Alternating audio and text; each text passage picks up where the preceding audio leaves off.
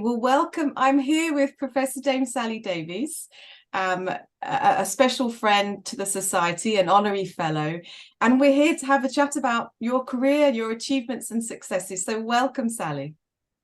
Thank you. It's lovely to be with you, Tamar. So I'll just let everyone who's going to be watching this know about your incredible achievements. Obviously, you are the Master of Trinity College in Cambridge. And the first woman in that role, I should say, Special Envoy on Antimicrobial Resistance for the UK, and also member of the Global Leadership Group on AMR, and former Chief Medical Officer for England. And that's where we met many years ago. Yep. Lovely. So let me start. I'm going to take you back to when we met back in, I think it was 2016. I was working in AMR and you were on this incredible mission to raise the awareness and profile of AMR on the global stage. And that led to and culminated in that incredible UN General Assembly meeting on AMR, which led to 193 countries signing their declarations, forming their national action plans. For me, new to the world of AMR, new to global health and how you drive global health on that scale, it was incredible to watch your achievements and seeing you in multiple countries in multiple settings, making that happen. Can you say a bit about your reflections on that moment and that journey, getting to that amazing point at the UNGA? Thank you. Well, you have to remember it is a team of us, so it would be lovely to take all the credit, but I can't. I think what we did from Britain as a result of my 2013 Chief Medical Officer annual report was put AMR on the map. And then actually our Foreign Office really helped build momentum around the world. So I think for global health, you need two approaches, or at least I thought this then. One is the bottom up, people actually helping countries and working in country and supporting them. And DFID has done a massive job in funding some of that over the years. The other is top down. How do you help? WHO and other UN agencies give really good guidance that's topical and up to date. And how do you, when it's so complex and One Health like AMR, bring in every other bit of the UN? And that's why I pushed hard that we should get a high-level meeting. And we always had the support of the Netherlands and Germany and Sweden in particular. I think what I've learned on that journey, which might be interesting, is you can only get so far with both of those, top down, bottom up, and that there are two magic ingredients that we weren't working on. And one is civil society and the individuals. A great example of this is an American scorecard about the use of antibiotics in the meat served in fast food restaurants. And that's had impact. And the other is a bit I'm working more and more with, which are the investors. Investors in global countries, whether it's ones that build hospitals or make new drugs or are responsible for intensive farming or supermarkets, can have a massive impact. And under their ESG, we rather hope that they will pick up AMR. In practice, ESG doesn't seem to be booming at the moment, but we're still pointing out because of the impact on health security, environmental security and the food chain security, all later impacting on economic security. There's at least $100 trillion worth of investment now using AMR guardrails, as they call them, for their investments. So it was very exciting and I learned a lot and we moved it forwards. Good thing, because we've got another one this year, a high-level meeting on September the 26th in New York. But these other elements have to come into it as well, I find. It's interesting watching you and the team in that journey. One of the things that seemed to be a bit of a catalyst was around the Sir Jim O'Neill report and thinking about health from the financial perspective, the economic impact. And we talk a lot about that now. And we talk about how, there are many other areas of global health where it'd be great to have that same analysis and know what is the true cost of this financially and to the economy. Do you feel that was kind of groundbreaking at the time? Maybe for you were in the middle of it, I was on the outside. Is that one of the important elements that you have to have when you're shifting focus at global level? I think it absolutely is. I looked at climate change and the advocacy and work around that. And what was clear to me was that when Nick Stern, as an economist, did for the British government and then went around the world selling it, this economic review, it worked. And that was why I got the cabinet secretary to take me to see the then Prime Minister, David Cameron, to ask him to commission this independent review. And Wellcome came in and helped fund and gave it a home and were fantastic on this. We've had this wonderful partnership with the Wellcome Trust all the way through on trying to move AMR up. So I'm pleased to tell you we're funding what we're nicknamed O'Neill 2, but it isn't, some more economic studies, which will come out with preliminary data in May and better data or final data in the summer, both on looking at individual countries and how they can use their newer data, the burden of disease data done by the Institute of Health Metrics and Evaluation in Seattle.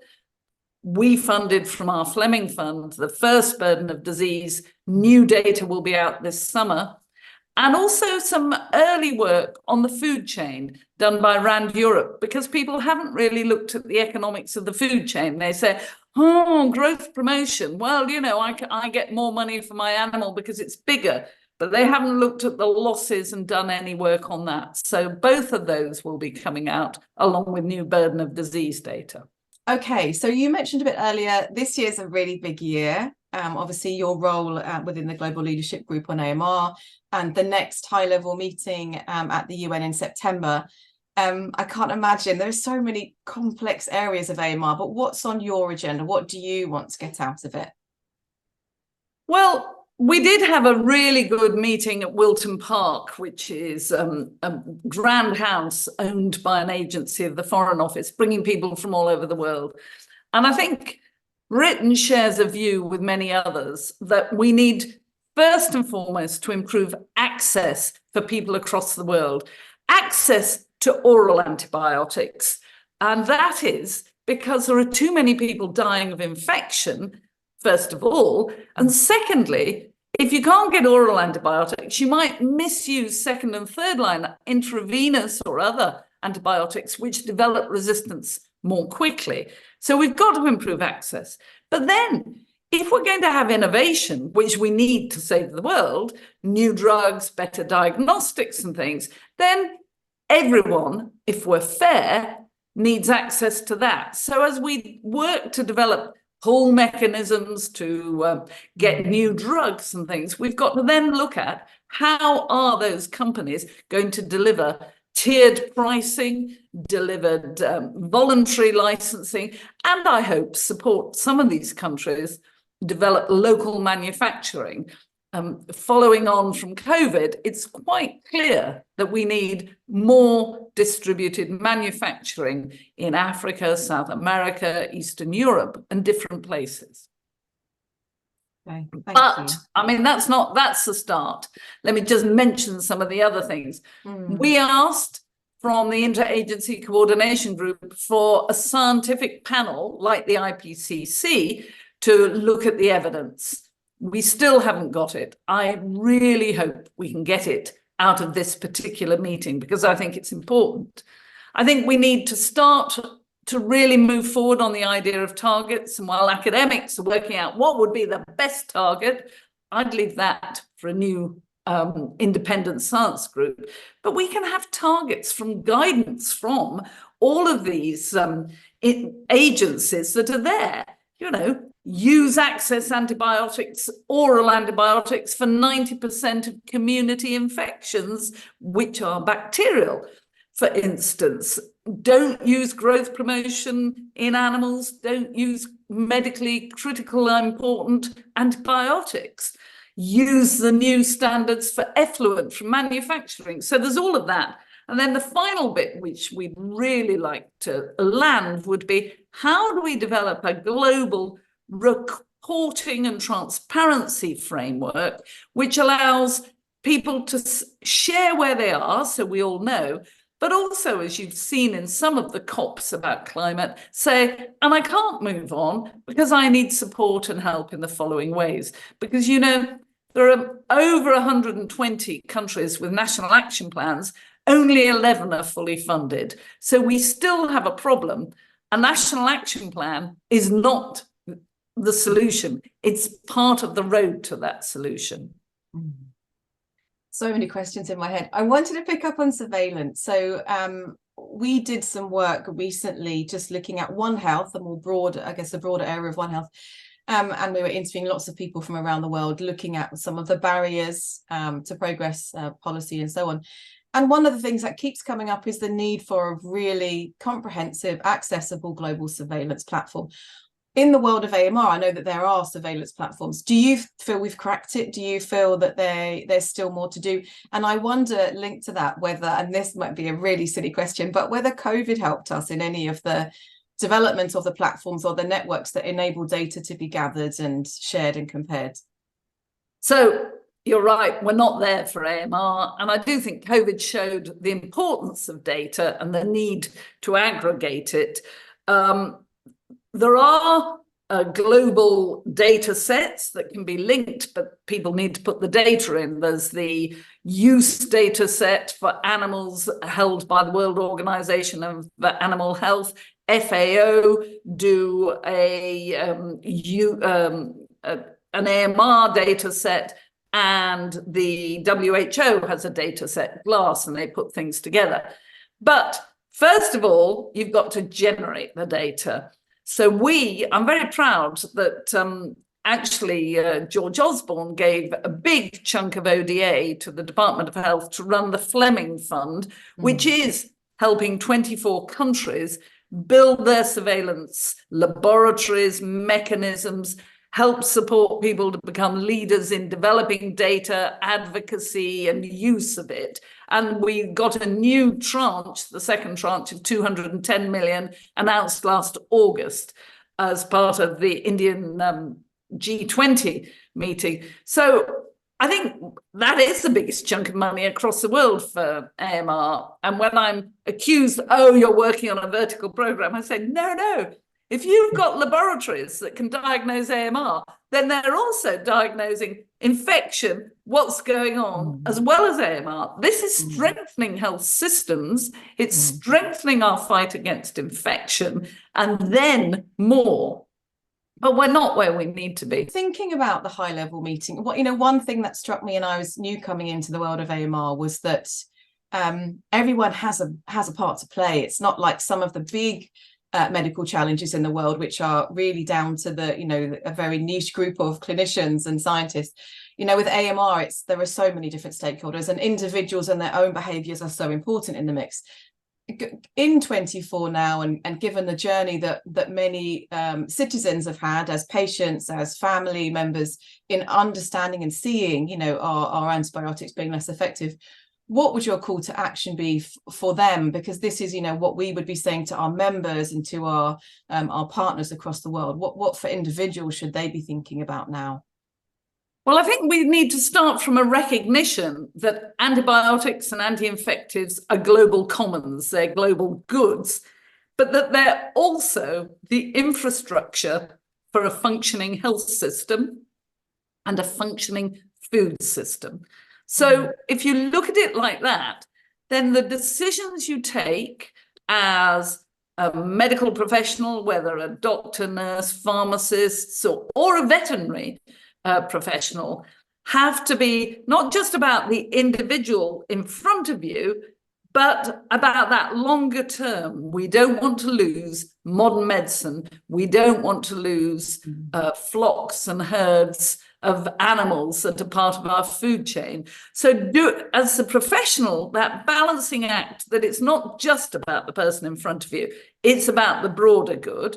And then for us as patients, we need to, first of all, do our best to prevent infection. And you and I know what that is. It's WASH, it's IPC, and it's vaccines, and on occasions masks, and just being sensible. But if you've got an infection, then if it's likely to be viral and the doctor, nurse, chemist, someone says it doesn't look bacterial, then accept you don't need an antibiotic. It will go away.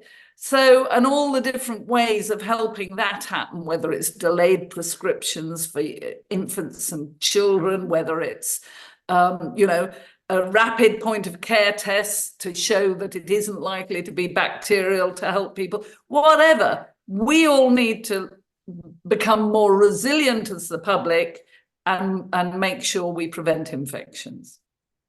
Okay, thank you. And then the last question I was going to ask on AMR, in your role as CMO, you established the National Institute for Health and Care Research, NIHR, better known as, and NIHR have been the predominant funder, supporter for us in our early career grants programme, which provides people with up to £5,000 that have not done their own research before, and we've got almost 50% of the men and 50% women. On AMR, if we are talking and encouraging our next generation to think about AMR as a topic, do you have an idea of the sorts of research that they could do? And bear in mind, these are 1 year kind of field-based studies generally. What would you like to see them think about within AMR in its, its broadest sense? So it's great that NIHR is supporting you. This is... Having dreamt it up and then with Russell Hamilton made it happen, I'm so incredibly proud of what people have done with NIHR funding and opportunities. So good news. I think there's a vast amount that can be done at the local level, from helping people develop surveillance, but then getting into the data, thinking what it means, from operational research, how do flows work, does it work, function, can we do better, to training people in prevention, and then looking at how it works. So, there's deep lab research. But actually, it's time we think much more about behaviour, and it's behaviour of the public, it's behaviour of the professionals, behaviour of the lab people, and then those intersections and communications. So I think there's a terrific amount they can do. Okay, I wanted just to ask a couple more questions. The first one is around your recent book and the idea of total health, this concept of seeing health in its most comprehensive way, which I find so fascinating and so important when we think about health in a global sense. If you were to consider and encourage, all governments and all individuals, all researchers, all scientists to approach this idea, the concept of total health, what one thing would you want them to focus on? What would be the one area? So the importance of total health is you're looking at the whole person holistically, and it's not just physical and mental, but it's social and spiritual. In Northern Europe, we're apt to put, spiritual into social, but they don't outside Northern Europe, so it's worth remembering that.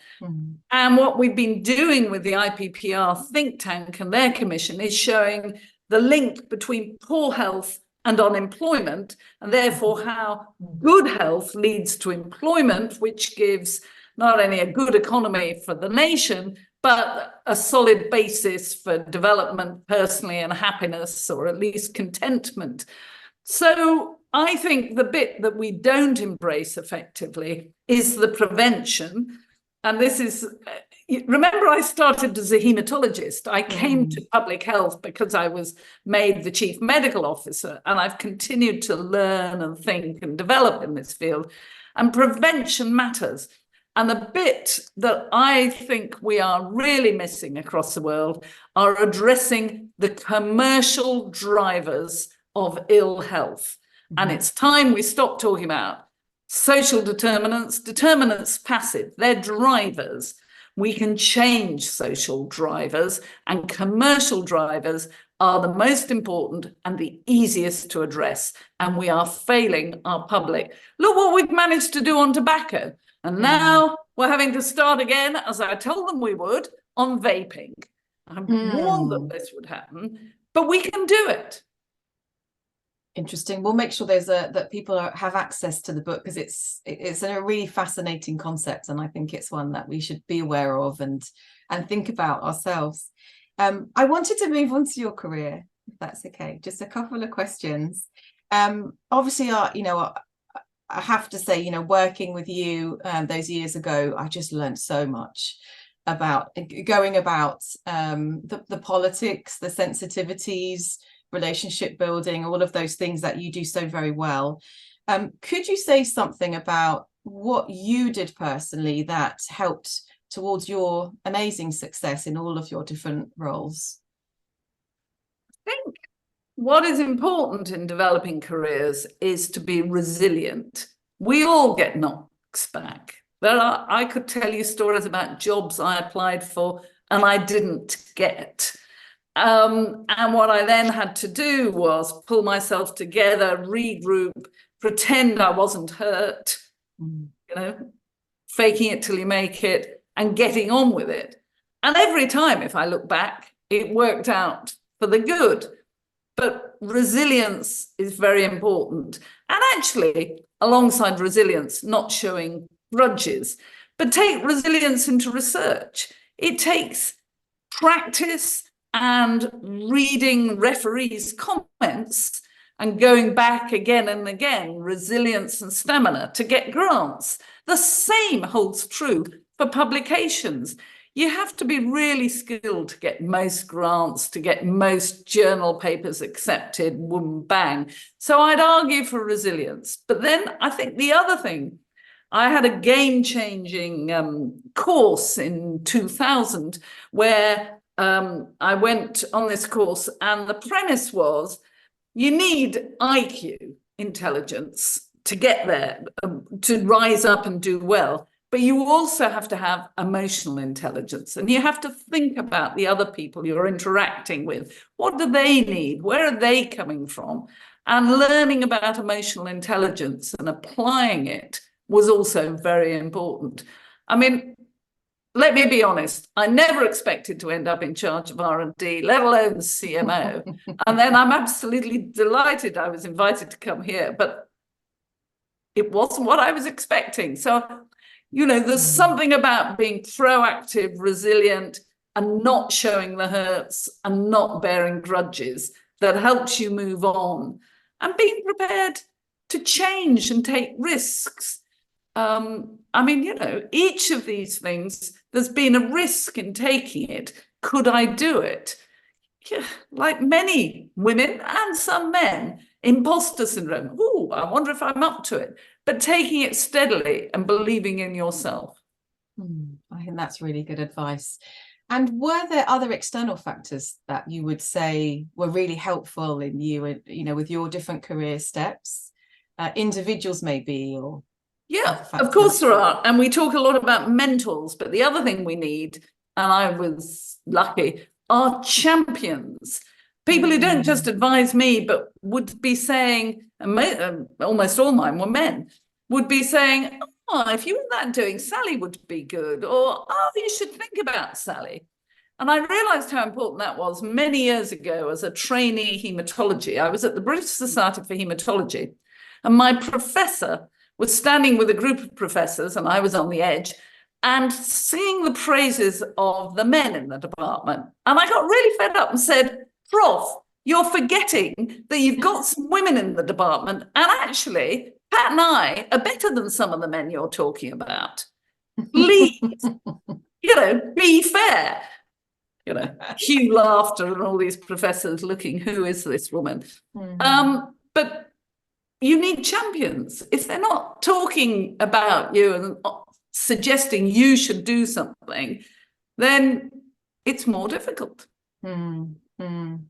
And I loved your reflection earlier about, the fact that we all do have things that fail, that don't go as we plan, and those moments of trying to find that resilience to carry on and as you say, pretend that it doesn't, it's not so difficult and it doesn't hurt. We have lots of our members who are very early in their careers who ask, I really wanted to do this, but it hasn't happened. Lots of people, obviously, in our grants program don't win their first grant or don't make their first publication with us. And it's really great to hear, we are all in the same boat. Me too. Experiencing that. It's all of us. That's part of the growing experience. I remember that some GPs coming to see me saying, when I set up NIHR, you say you want general research in general practice. We've applied, we didn't get the money, you're failing. And I said, no, you just haven't understood that we will only fund the best, and you've got to learn through this process.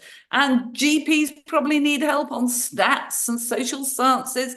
You are not in a goldfish bowl on your own. You're supposed to be in a big aquarium, swimming in a shoal with others who will help you. So it's also get the right advice and support and partners. Yeah. And I mentioned earlier, you know, the NIHR support of our grants program, and I'm really delighted. So in the last around 6 years, we've been able to give out about 800 grants, and half of those have been to women. And obviously, we are that program is only focused on very early pipeline, so first piece of research for women. And we were really keen to have as many women in the program as possible, because we know when we get to rewarding the success at much more senior level, the numbers of women, really drop. So we're around about 50-50 at that early stage. And we know we've got the International Day of Women and Girls in Science. What would your advice be for women in our membership who are applying for our grants, who have got that first opportunity? How would you advise them on their approach? Well, I think it is keep going and remember the stamina. And then the other thing is, if I look at my career, I have children. And so in my 40s and 50s, I was chugging along, but I wasn't that productive, let me be honest, because I was trying to find a work-life balance, and I didn't want my children later to say, failed. Yeah. So I would discuss with them what I was doing and why and everything. But I mean, with better health, and now we all take exercise and eat more sensibly and everything, we can come back refreshed. And I really had a spurt in my 50s and 60s where many men didn't. So, think about the different stages of life too. And don't miss out on life more broadly. Wonderful. Thank you. It's been so lovely to chat to you today. Lovely to see you and to hear about all of your amazing work. And from RSTMH, of course, we wish you all the best. And with the high-level meeting especially, high hopes for AMR. Will continue to champion AMR and work and try and encourage some of our early career researchers to get involved and think about their local projects. But thank you so much, Sally. Thank you for your time, and good luck with the rest of the year. Thank you. Thank you. Lovely to see you, Tamar. But also, keep at it, folks. You will make a difference. And that's what we all want to do. And it may seem small, but all those little bits add up to a big difference. And thank you for what you do. Lovely to see you. Thank you. A lovely final message. Thank you so much, Sally. Thanks.